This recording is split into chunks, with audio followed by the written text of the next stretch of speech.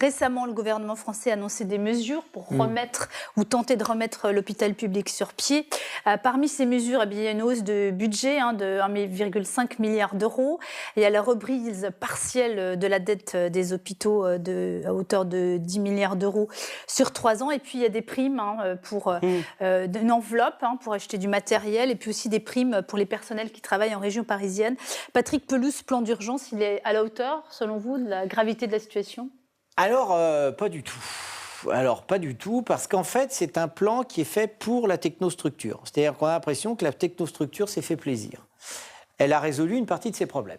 Son problème, c'était le déficit, parce que depuis des traités européens, on vit sous le couperet des déficits. Oui, c'est pas beau de dire qu'on a des déficits. Totalement c'est un gros mot. Voilà, donc déficit.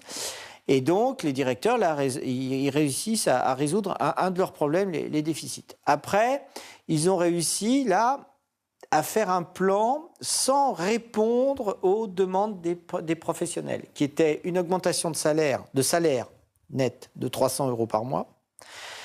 Là, qu'est-ce qu'ils font ? Ils balancent des primes. Mais il met un nombre de primes. Alors, il y a des primes parce que c'est difficile de se loger. Il y a des primes pour les infirmières spécialisées, etc. Donc, les primes pleuvent. Surtout que c'est étonnant parce qu'on a du mal à se loger à Paris, en Ile-de-France, mais aussi dans d'autres villes. Donc, du coup, au lieu de calmer la grogne, ils ont mis du kérosène dans la cheminée. D'accord ? Donc, ça a relancé l'incendie, en fait.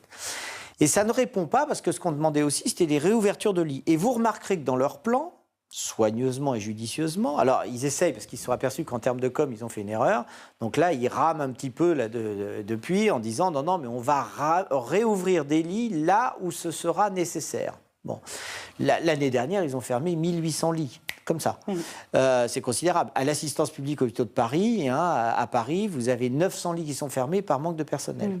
Parce que, par exemple, la France, le salaire d'une infirmière est au 28e rang de l'échelle des salaires de l'OCDE.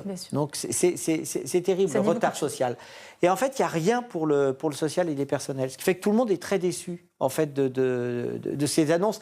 Mais c'est des annonces, attention, moi je suis contribuable comme vous, je les entends, je me dis, mais parce qu'on enlève parce que ça vient de la dette l'impôt, des hôpitaux, ça va venir de l'impôt. Ces 10 milliards, ils vont pas, ils tombent pas. De toute façon, on n'exporte plus. Donc, il faut bien qu'ils viennent de quelque part, ces milliards. Ils creuseront le déficit de l'impôt.